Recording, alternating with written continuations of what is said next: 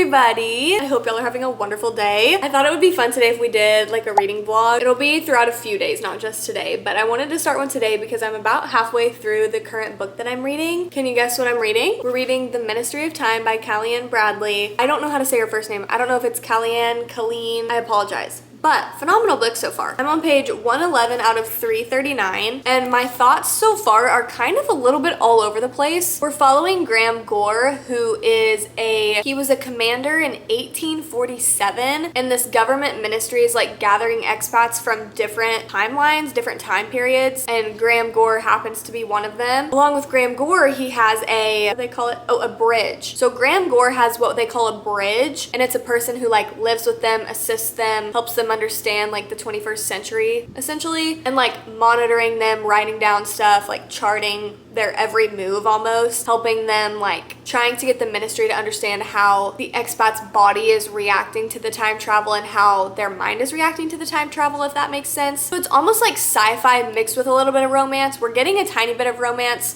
but I've not hit anything that's like super crazy with romance. Something that is kind of cool is the bridge is never named. We don't know her name, but she's like the one narrating it. She's a British Cambodian woman narrating the story, which is funny because the author is also British Cambodian, which I thought was really cool. At the part where I'm at, the bridge lady is trying to figure out what they're gonna do with the expats once they realize whether time travel is feasible for their body or not. And she made a phone call to one of the other bridges who has another expat with him, and he like hung up the phone and said that it's being tampered with, that people are listening to them. So I don't know, I'm kind of confused. I'll be totally honest, I'm kind of confused by the story. I've read amazing reviews about this book, so I'm just trying to get to like the meat of what's going on, if that makes sense. Maybe I'm just not comprehending it correctly. I've also been tired when I was reading it a couple nights, so maybe I just need to like start it over. I don't know. So far it's giving like 4 stars though. Like the story is so good, and I don't want to say anything about the story because I feel like any small detail I give might be a spoiler, but that's where we're at. We're gonna go to a coffee shop and read, and what better coffee shop to go to than the one my husband works at. So yeah, I hope you enjoyed this little reading vlog. This is what we're gonna be finishing in this vlog, and then we're gonna start another one. I think I'm gonna read Funny Story by Emily Henry or One Golden Summer by Carly Fortune. I haven't really decided yet. I also just bought The Inheritance Games by Jennifer Lynn Barnes, and I really want to read those, or I really want to read that series. The author's actually from Tulsa, Oklahoma, which is really close to where I'm from, so I think that that's really cool, and the story just sounds super good. I don't know if I'm gonna be in the mood for like a mystery thriller or a romance, so we'll see what I'm feeling when I finish The Ministry of Time.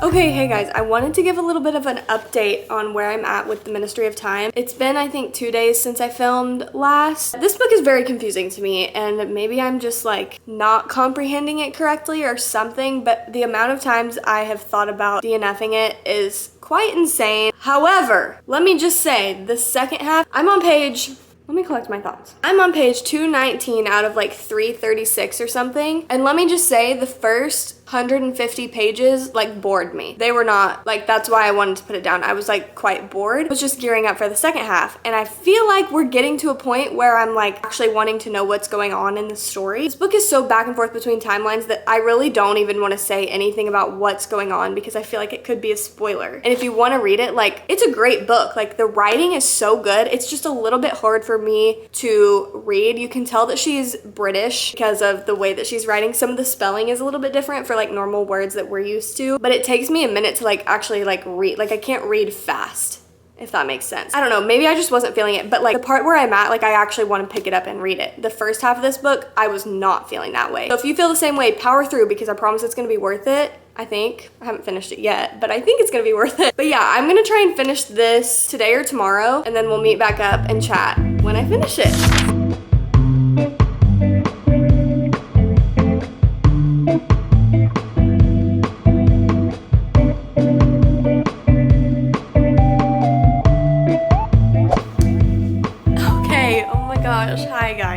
got some things to talk about. I just finished The Ministry of Time, I think like 2 days ago. But before I talk about this one, I want to talk about what I read before that, which was Beach Read by Emily Henry. This actually took me a minute to read for some reason. I just didn't have a lot of time to read. It's not that the book was bad or anything, but I want to talk about this first. I think this was a great book. At first, I didn't like it as much, but as I kept reading and kept reading and kept reading, it just got better and better and better. I love the backstory of the characters. They're both authors. They both have their own demons, if you want to call it, their own struggles with the world, with themselves. We follow Augustus, Everett, and January Andrews, and Augustus is a writer of fiction, literary fiction, and January writes romance books. Long story short, with no spoilers, they end up living next to each other in neighboring houses in a little lake town, beach town. I think it's in Michigan is where it takes place. But it is definitely a little summer romance book. Perfect if you want a light read, or if you're just looking for something quick and easy. This was very easy to read, very easy to get through, and I'm gonna rate it probably 4 stars. I would rate it higher, but I did find myself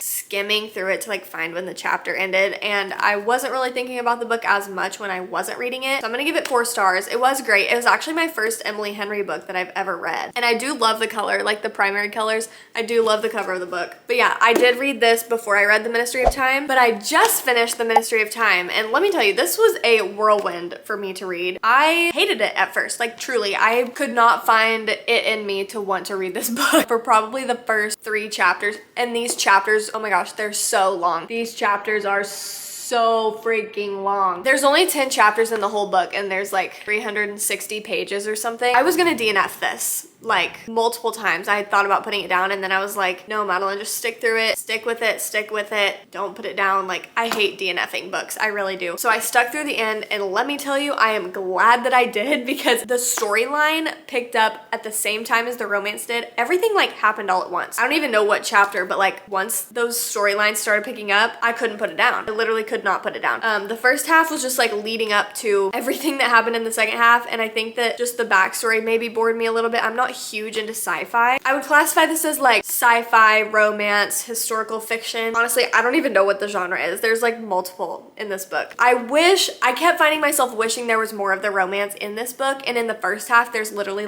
nothing. And I think I was just waiting for that part of it, and that's what kind of bored me a little bit, because I thought it would be more romance than it was. There's really no spice in this. There's a couple words that allude to it, but nothing crazy enough for me to put down, because I don't really like to read that stuff, so nor do I want to read that stuff. But anyways, Ministry of Time. It's actually really hard to talk about this book without giving any spoilers, so I'm gonna do the best that I can. The author is a British Cambodian woman, Kellyanne Bradley. The main character, the narrator of the story, is also a British Cambodian woman, which I thought was cool. We actually never get the narrator's name. We never know who she is, her name or anything, which I thought was kind of weird at first, but it really worked with the story. So the Ministry, picking all of these different people from different time periods, and we're following Graham Gore, who is a commander in 1847, was supposed to die. They picked people who were dead so that nobody would miss them when they're gone from their own time, if that makes sense. The Ministry is their government, so that's just what they call it in the story. So we're following Graham Gore and his bridge, and that is the narrator. So our narrator is Graham Gore's bridge. It's kind of confusing. I was honestly super confused reading this book for the first half, and I think that also was what was making me want to put it down, but it was actually really good. And I don't want to say anything else about the storyline, because truly I feel anything that I say will be a spoiler. I'm gonna rate this also 4 stars, just simply for the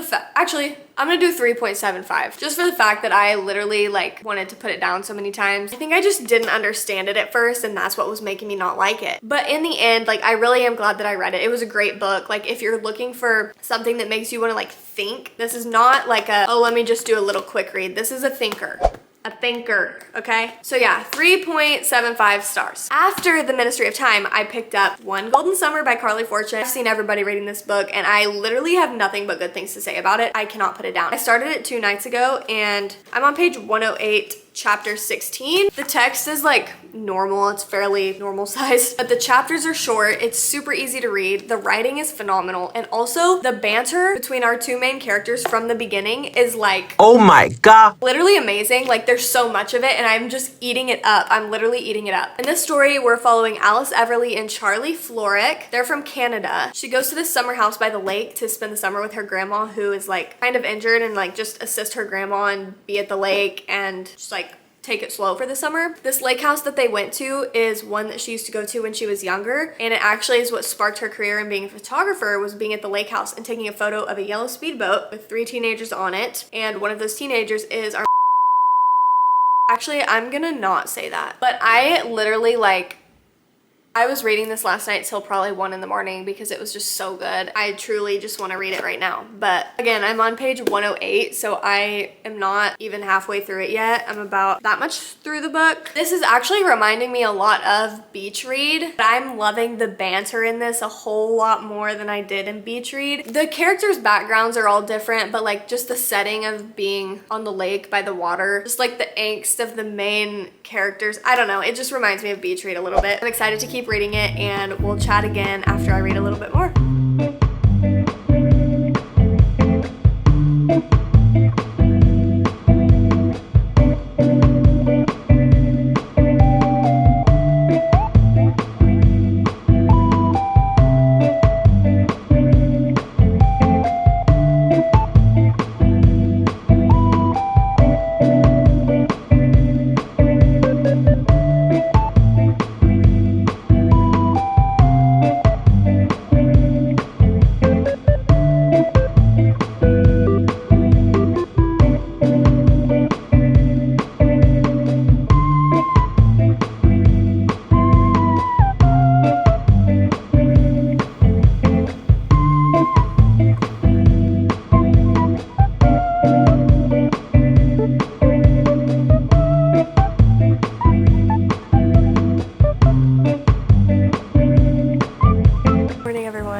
The next day now. I'm really hoping that the microphone is not super windy because it's kind of storming out here, so I'm gonna watch this back and probably have to re-film it, but whatever. Anyways, I woke up this morning, got ready to like go on my run, or not got ready, but like I woke up ready to go on my run that I go on every morning, and the loudest boom of thunder, I kid you not, like literally the loudest boom of thunder, and I was like, nope, not doing it. And I should have gone to the gym, but I didn't. God had other plans. I had a little nice slow morning, did my Bible study out here in the rain, and it was really refreshing, so kind of glad I got that little rest day in. I do want to talk about a little package I got last night. I got a Kindle. I know. Also, I hope I'm not talking too quiet. I'm gonna have to bump up the volume. When I tell you the story of how long this took to get to my apartment, I posted a whole like little TikTok series about it because let me just say, the USPS guy that was supposed to deliver this the first day it was supposed to be here thought that it was a live animal. Sorry, what? I go track this down at the post office. They're like, it's not here. Is it a live animal? And I was like, what?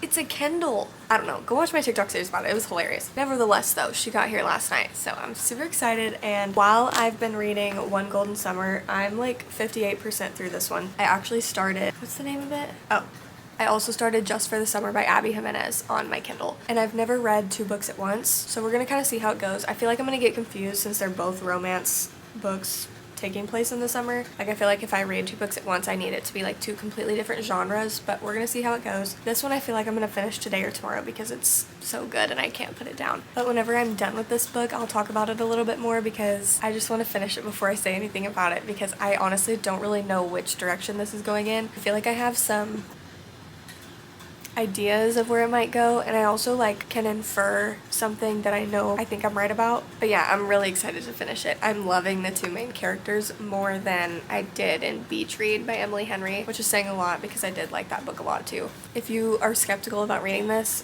please pick it up because the banter is literally like in every single chapter and I'm literally just eating it up. Anyways, I'm gonna finish this and then we'll chat again when I'm done.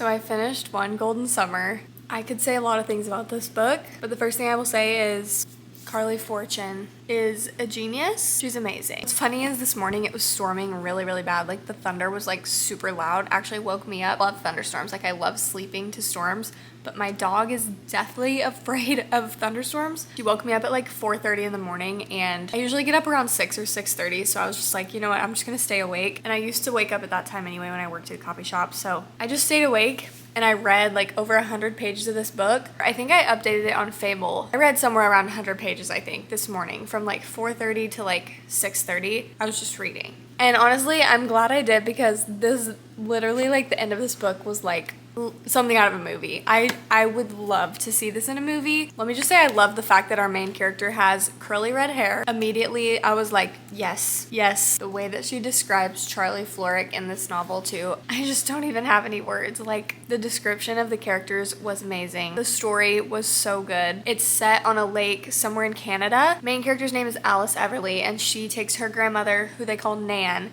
to this cabin that she went to when she was 17. They spend the summer there. She's just trying to check out, get away from the city, kind of like just rest and reset and not have to worry about work. At this cabin is where she took her first photo that like sparked her career in photography. I think I already talked about that a little bit. Anyways, she realizes that the photo that she took that sparked that career has someone in it, and she notices him from across the bay, and guess who it is? Charlie Florrick. I love the fact that she talks about his green eyes a lot. Very, very descriptive of his green eyes. But yeah, there's just so much to the story that happened over the course of the summer, and I like that the chapters were short. Kept me interested longer, and it kept me like wanting to keep turning the page. One specific scene in chapter 22 where they were talking about the 5 love languages, and I just thought that was so funny because like me and Jake talk about those all the time. One of the quotes that I like underlined says, "That's because deep down you want someone to see what you need before you have to ask," which her love language in this book is acts of service, and so is mine. So again, I was just like, is this me? But I love that he's the one that like brought up the love languages and brought up the fact that she wants someone to notice something before she has to ask for help, because I can relate so much to that. I also would just like to say it's a lot of dialogue. Like I loved how much dialogue was in the story between Alice and Charlie. I think it's what kept me interested. Their banter, it was just like not tension. Well, yeah, maybe a little bit of tension, because at first she like the way that they met was they were at the grocery store and they were by the cucumber section, and she like knocked them all over or something, and it was like this whole embarrassing thing, and he was the one that had been fixing up the cabin for them to stay in. It was like this whole thing, and it was just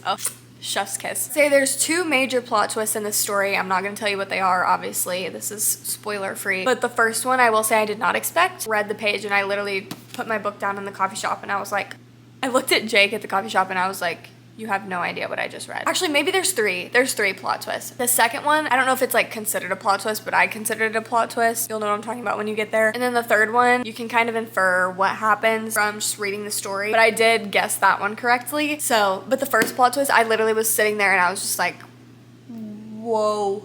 Whoa, whoa, whoa, whoa, whoa, whoa, whoa. Next, for the last book that we're gonna read in this little reading vlog, I do have some exciting news. I got a little package. I know you haven't seen one on my channel yet. Look what I got. I got a Kindle. I'm so excited about it. And I started reading The Summer I Turned Pretty. I've never read it. I have seen the show, and I know the new season comes out in like a month or 2, but I'm trying to read both of the books before the show comes out so I can just know what happens, because truthfully, I just wanna know what happens. And I'm on chapter 2 right now. So I'm gonna be reading this on my Kindle, and then I think I'm gonna start reading either The Inheritance Games or Funny Story. I still haven't decided yet, but I'm gonna kind of dual read, because this, since I already kind of know the story, I feel like it'd be easier to read 2 books at one time rather than just reading this, if that makes sense.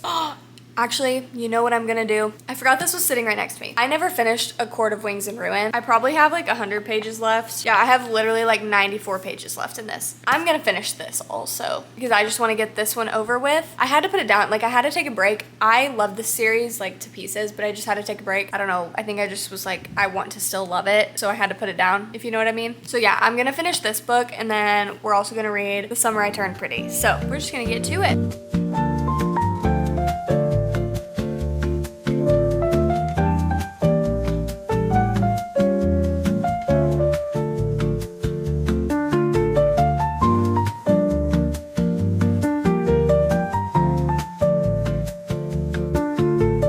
If you couldn't tell, we're at the airport. We're going to Utah.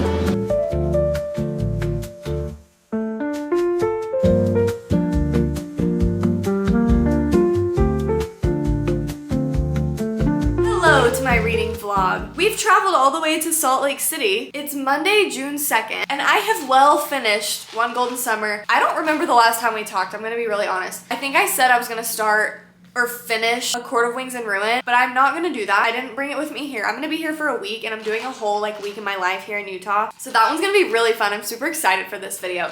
But that'll be out after this one. I actually started, I'm like yelling. I realize I'm like yelling in here. I hope that my neighbors are not mad. I actually started reading The Summer I Turned Pretty, and I'm loving it. I've seen the show, so like I kind of know what happens in the first book, I think. I don't know how the books are split up. I think there's 3 of them. But I started it on my Kindle because I just wanted something easy to read in the airport and just something like easy to read. Anyways, long story short, I am almost on chapter 16, 20% done with the book. And I'm actually gonna finish this in my next video because I'm gonna do like a little reading vlog along with my week in my life vlog. So stay tuned for me finishing this. And I just wanna say thank you so much for watching. Stay tuned for my Utah video because this one's gonna be so fun. Let me just show you the view from my hotel because it is literally gorgeous. Is that not literally so pretty? So nuts. So yeah, I'm gonna end this little vlog here. I'm gonna eat my DoorDashed Chick-fil-A and I'll see you in the next one. Mwah. Bye.